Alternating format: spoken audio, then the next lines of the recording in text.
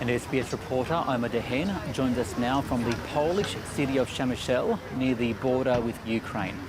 Omar, there is a sea of humanity crossing into Poland and other nations bordering Ukraine.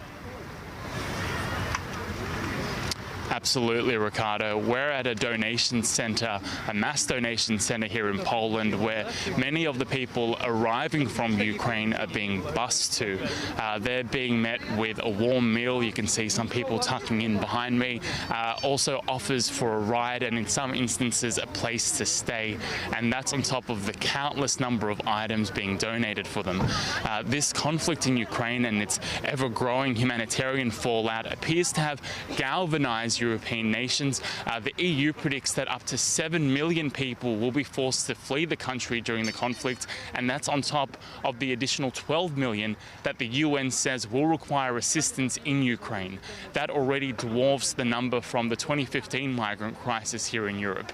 But while the overwhelming majority of people fleeing into Poland and surrounding countries are being met with a warm welcome, there are some from non-European backgrounds who have told SBS that their experience was very different. A week ago, mornings in Medica moved slowly. Now the atmosphere is markedly different at all hours. It's become a safe haven for Ukrainians escaping the unimaginable, and throughout the day, new arrivals steadily stream in by bus, car or foot. But any sense of relief is fleeting with Ukraine under siege. I was feeling like my country, and country is like destroyed, you know. I'm feeling that. I hope it's going to stop very soon. How long? Most arrivals are utterly spent.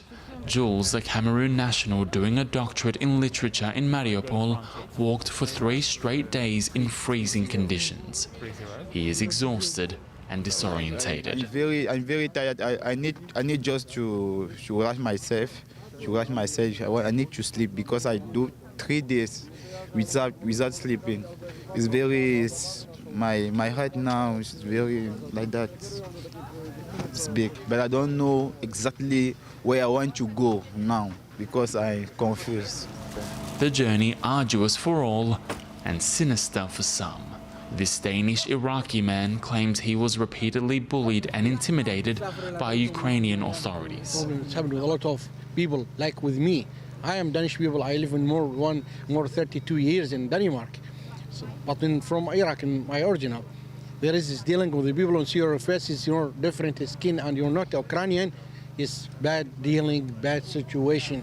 He's not the only one making that claim. The African Union lashing out at what it called instances of racism.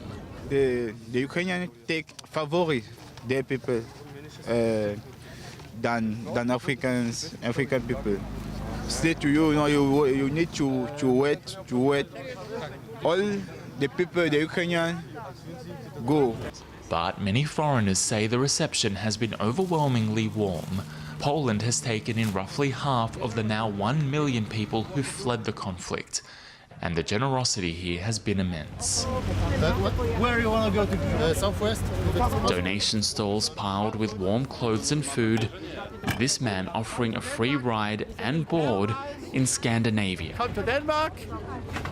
And after days of battling the bitter cold, trekking through sub-zero temperatures just across the Poland border, the immediate point of focus for the people here is just to get some warmth. This is a shopping centre 10 kilometres from the Poland border, now a makeshift shelter, seeing lines of sleeping bags, inflatable mattresses, all donated. There's a large group of volunteers and bags of bare essentials, clothing, food, cots and prams, twin prams, anything to give these people a leg up in this unfathomable conflict that they've escaped. While they've escaped the immediate danger, there's so much uncertainty still facing them, and their next move for many people here is not clear. 1, 2, 3 weeks, and I can come back. I don't know. Natalia fled her home in Luhansk in the Donbas region after a separatist uprising back in 2014. She says history is cruelly repeating itself. It was too much stressful, this trip. So we ran to Odessa, and now we're running from Odessa because they start all over Ukraine. There is no place in Ukraine to run.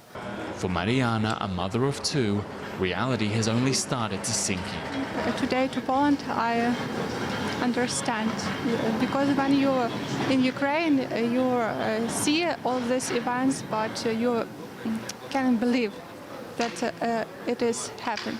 All people want peace, and believe that everything will be okay. Hope, the most human of emotions, the only thing standing for some in the way of total despair. On the Poland-Ukraine border, Omar Dehen, SBS World News.